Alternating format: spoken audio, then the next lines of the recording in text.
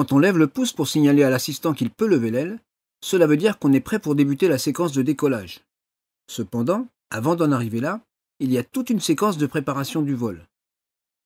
Dans cette vidéo, nous allons détailler toute cette séquence de préparation, située en amont du vol, et qui est indispensable pour que ce vol se fasse en sécurité.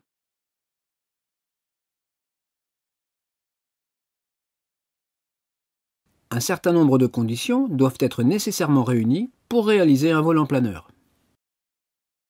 Nous allons ici les lister. Une partie de ces conditions est liée au pilote. Une autre partie est liée à la machine, donc au planeur. Et une dernière partie est liée à l'environnement. Commençons par le pilote. La première question qu'il va falloir se poser avant d'aller au terrain est: suis-je suffisamment en forme pour voler? Un vol en planeur, donc sans moteur, est un vol particulier, car on va avoir plein de paramètres à analyser et de décisions à prendre pour rester en l'air, tout en gardant des marges de sécurité. Si on est fatigué, enrhumé, sous l'emprise d'alcool, de médicaments, ou si on est perturbé pour des raisons affectives ou à cause de soucis variés, il faut savoir renoncer à voler et reporter l'activité de vol à une période plus favorable. On vous présente ici la fiche Ma Forme, réalisée par la Fédération française de vol en planeur. Elle liste les points concernant la bonne forme d'un pilote qu'il faut valider pour entreprendre le vol. Cette affiche est téléchargeable sur le site ato.cnvv.net dans la rubrique Documents pour le pilote. Indépendamment de sa forme, le pilote est également tributaire de conditions réglementaires pour effectuer un vol. Dans le cadre de la SPL, pour voler en tant que commandant de bord, il faut s'assurer que son expérience récente est suffisante. On n'a plus une date butoir indiquée sur nos nouvelles licences. Il faut maintenant s'assurer journellement qu'on a bien les conditions nécessaires dans les 24 derniers mois glissants. La façon la plus efficace de vérifier cela est d'utiliser GESASO. L'information y est disponible chaque jour en temps réel, sous réserve d'avoir rentré correctement les informations de départ et de s'assurer régulièrement que les heures de vol qu'on effectue sont bien prises en compte par le système de gestion des vols du club dans lequel on vole. La dernière condition concernant le pilote est celle de la visite médicale. Cette dernière, qui se périme à date fixe, est également surveillée par GESASO. Mais là aussi, il faudra prendre le temps à chaque visite médicale de mettre cette date à jour dans GESASO. Il est à noter que GESASO envoie une alerte quand un paramètre est à 1 mois d'être périmé ou 45 jours avant quand il s'agit du certificat médical. La vignette correspondante passera de la couleur verte à la couleur orange. La couleur passera au rouge quand les conditions de validation de cette vignette ne seront plus réunies. Et elle deviendra grise 1 mois après la péremption. Attention, une vignette SPL, certificat médical ou moyen de lancement de couleur rouge ne permet plus de voler en commandant de bord. Une vignette en port de passager rouge permet de voler en solo uniquement. Notez qu'en sortie de période hivernale, ou après une longue période sans avoir volé, même si on est encore en règle en ce qui concerne l'expérience récente, il peut être intéressant d'utiliser le baromètre de sécurité du pilote pour évaluer notre situation et suivre les conseils qui sont donnés en fonction de la couleur obtenue. Ce baromètre est téléchargeable sur le site ato.cnvv.net dans la rubrique Documents de sécurité. Parlons maintenant de l'environnement. Il y a 2 points à vérifier pour déterminer si un vol est possible. Le premier concerne bien sûr les conditions météorologiques, la situation générale et les évolutions prévues. Elles doivent être compatibles avec le niveau d'expérience du pilote. Si ce n'est pas le cas, il faudra là aussi savoir renoncer à voler en commandant de bord, et plutôt profiter de cette situation pour faire un vol d'entraînement avec un instructeur.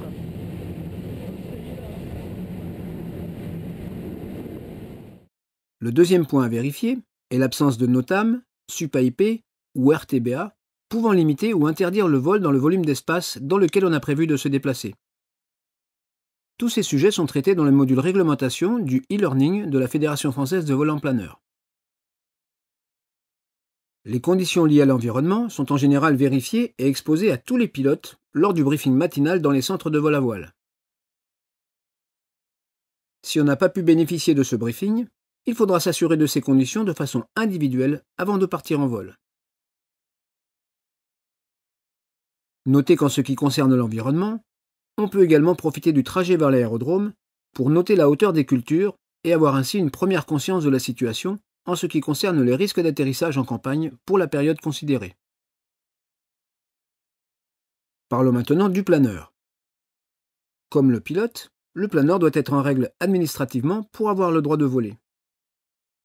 Cette condition est normalement surveillée et gérée par le club de vol à voile où est basé le planeur. Mais c'est le commandant de bord volant sur le planeur qui a la responsabilité finale de vérifier cette condition. Il est donc utile de faire régulièrement une vérification. Plusieurs documents doivent se trouver dans le carnet de route. Parmi eux, il y en a 2 qui ont une date de validité qu'il faut vérifier. Le CEN, certificat d'examen de navigabilité, et le certificat d'assurance. Si un de ces documents est périmé, le vol n'est pas possible sur ce planeur. Les autres documents n'ont pas de date de validité, mais il faut cependant vérifier leur présence dans le carnet de route. Il y a le certificat de navigabilité, ou CDN, qui indique que le type de planeur correspondant est autorisé à voler, le certificat d'immatriculation, qui permet de savoir qui est le propriétaire du planeur, la licence de station d'aéronef, ou LSA, qui liste les équipements radio installés à bord, et la fiche de pesée, qui permet de déterminer la masse mini et maxi du ou des pilotes pour rester dans le domaine de centrage.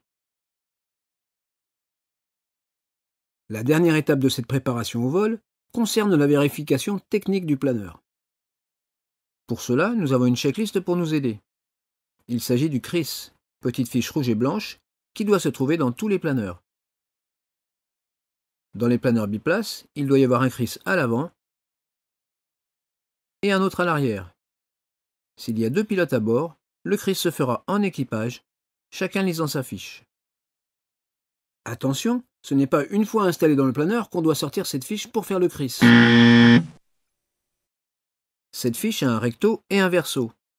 Le recto, intitulé « Préparation au vol », liste toutes les vérifications qui doivent être faites avant de s'installer dans le planeur.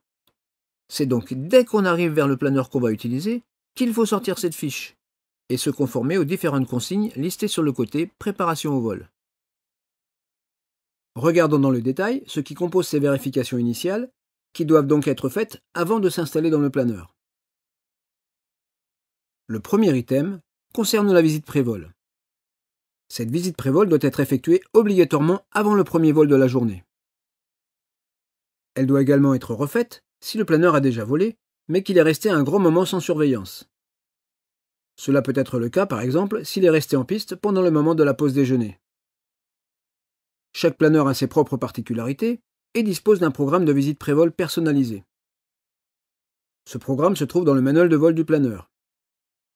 On peut utiliser la version papier du manuel de vol qui accompagne le planeur, mais on peut aussi avoir une version électronique dans son téléphone ou sur une tablette. Votre instructeur vous décrira la visite pré-vol qui correspond au planeur que vous utilisez. L'idéal est d'être 2 pour faire cette visite pré-vol. Toutes les vérifications doivent être faites avec soin et vigilance. Chaque item listé dans le programme de cette visite pré-vol doit être vérifié en utilisant la méthode décrite dans le manuel de vol. Si le planeur vient de voler, il n'est pas nécessaire de refaire une visite pré-vol complète. Mais il y a cependant un minimum de vérifications visuelles à faire, dont voici la liste. Les fils de laine sont bien en place. Le gonflage des pneus est normal. Il n'y a pas d'impact ou de dégradation visible sur le fuselage, sur les ailes et les empennages. L'antenne de compensation est bien en place. Les éventuels BO ou éclis sont bien été enlevés.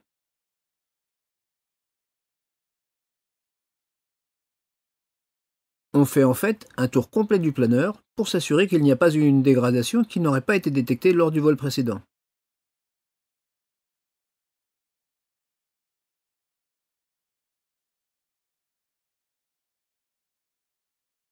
On vérifie ensuite dans le cockpit que les batteries sont bien branchées et arrimées. et qu'il n'y a pas d'objet inapproprié dans le coffre à bagages. Avant de monter à bord, il y a encore quelques vérifications à faire dans le cockpit. S'assurer que le centrage requis va bien être respecté. Le nombre de gueuses nécessaires en fonction du poids du pilote est indiqué sur une étiquette dans le planeur. Si on a un doute sur le poids réel habillé avec le parachute, il faut utiliser une balance pour faire cette vérification.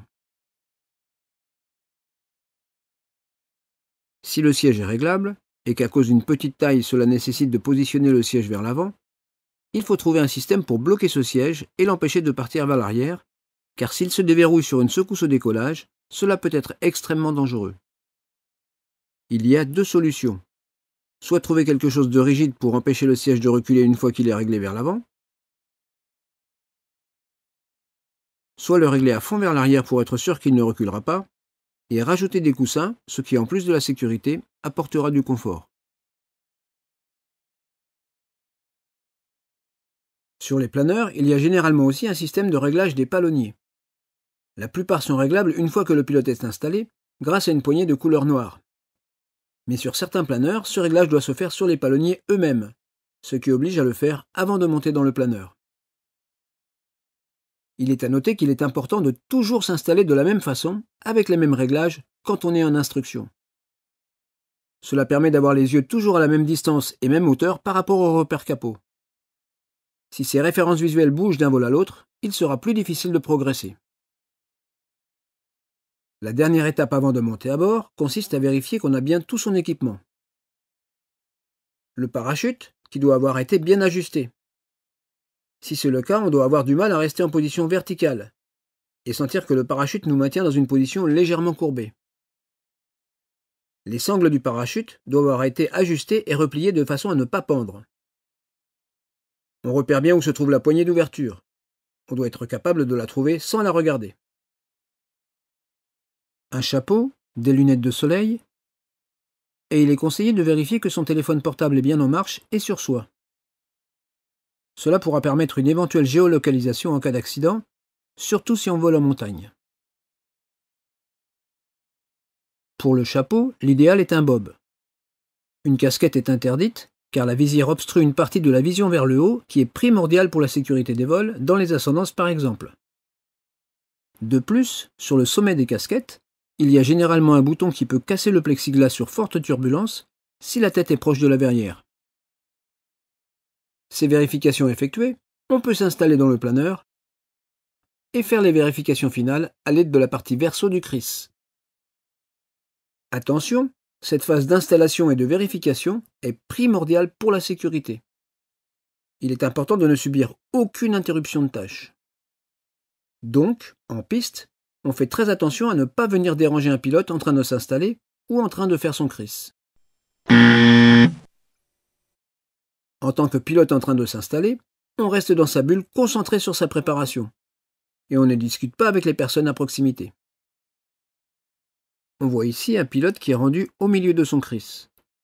Si pour une raison ou une autre, il est obligé d'interrompre ce CRIS, ou, comme si c'est le cas ici, il est dérangé par un autre pilote, une fois que le problème qui a généré l'interruption de tâche est géré, il faut reprendre le CRIS depuis le début pour être sûr de ne sauter aucune ligne et de ne rien oublier. Attention, le CRIS ne se fait pas de tête. Il doit se faire avec la fiche, en lisant tous les items les uns après les autres, pour être sûr de ne rien oublier. Parmi les items du CRIS, il y en a deux qui sont particuliers. Ce sont le FLARM et la radio. Ces équipements sont obligatoires pour le vol. Donc, si l'un ou l'autre ne fonctionne pas au moment de la réalisation du CRIS, la séquence de départ doit être annulée, le planeur dégagé et le problème réglé avant d'envisager de pouvoir s'aligner à nouveau pour un décollage. Une fois tous les items du CRIS effectués, on arrive au briefing de sécurité. Ce briefing de sécurité a été créé pour aider à gérer la spécificité des problèmes qui peuvent survenir au décollage. Le traitement d'un problème au décollage est différent du traitement d'un problème en vol. En vol, si un problème survient, par exemple la radio qui ne fonctionne plus, il n'y a pas d'urgence à gérer le problème. on se concentre sur le pilotage et en parallèle, on fait une analyse pour essayer de trouver une solution. Par contre, au décollage, si un problème survient dans la phase critique, il faudra une réaction immédiate. Il n'y a aucun temps disponible pour une analyse et une recherche de solution. Pour être capable de réagir rapidement, il faut avoir prévu le problème et avoir une solution toute prête.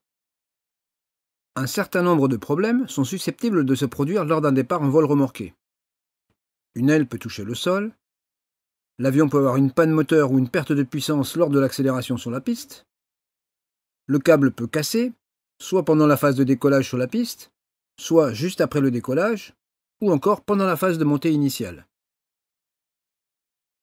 Il faut donc avoir des solutions toutes prêtes et adaptées aux conditions du jour, car les parades peuvent être différentes d'un jour à l'autre pour un même problème, en fonction de la météo et de la configuration des pistes. L'idéal est de formaliser ce briefing de sécurité au décollage en énonçant les actions d'urgence à haute voix. Par contre, si on est deux à bord, ce briefing doit être obligatoirement fait à haute voix pour que le projet d'action soit clair et partagé par les deux pilotes. En voici un exemple. Alors Xavier, tu es prêt pour le briefing sécurité avant décollage? Oui. Alors, on a la main sur la poignée jaune, si l'aile retouche, on largue, on freine, on s'arrête. Si jamais il y a une casse de câble ou un arrêt décollage sur la piste, eh bien on largue et on se dégage vers la droite. L'avion dégagera lui à gauche. S'il y a une casse de câble après le décollage sur cette piste 01, eh bien on va tout droit, légèrement à gauche, il y a une zone atterrissable et on se posera dans les champs qui sont légèrement à gauche. Et s'il y a une casse de câble après le premier virage qui se fera sur la droite, eh bien on se positionnera pour se reposer sur la piste perpendiculaire, c'est-à-dire sur la piste 28. Tu es d'accord Xavier? Oui. Donc briefing sécurité décollage, terminé. Ce briefing est donc une préparation mentale du pilote pour faire face à un problème lors de la phase critique du décollage.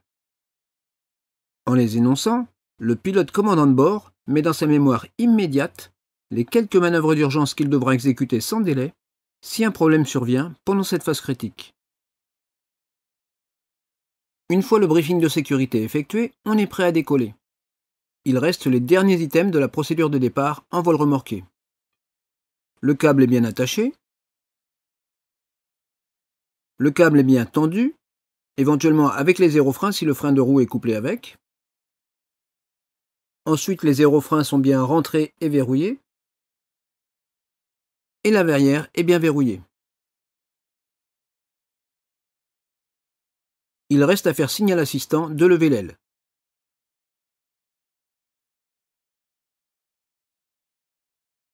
À partir de là, on a la main sur la poignée jaune et on se concentre sur le pilotage pour garder les ailes horizontales, l'axe et être prêt à réagir si un problème survient.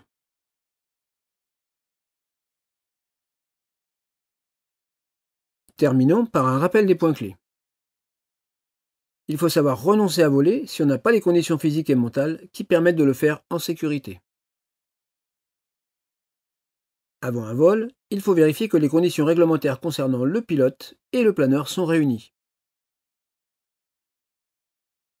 L'environnement, météo et espace aérien doivent avoir été analysés. Les vérifications listées sur la partie recto du CRIS doivent être effectuées avant de s'installer dans le planeur. Il faut faire un briefing de sécurité adapté aux conditions du jour avant chaque départ pour être prêt mentalement à réagir rapidement et de la bonne façon si un problème survient pendant la phase critique du décollage. Dans cette vidéo, on a parlé de la préparation au vol pour un décollage en vol remorqué. Dans la prochaine vidéo, on parlera de la ligne droite.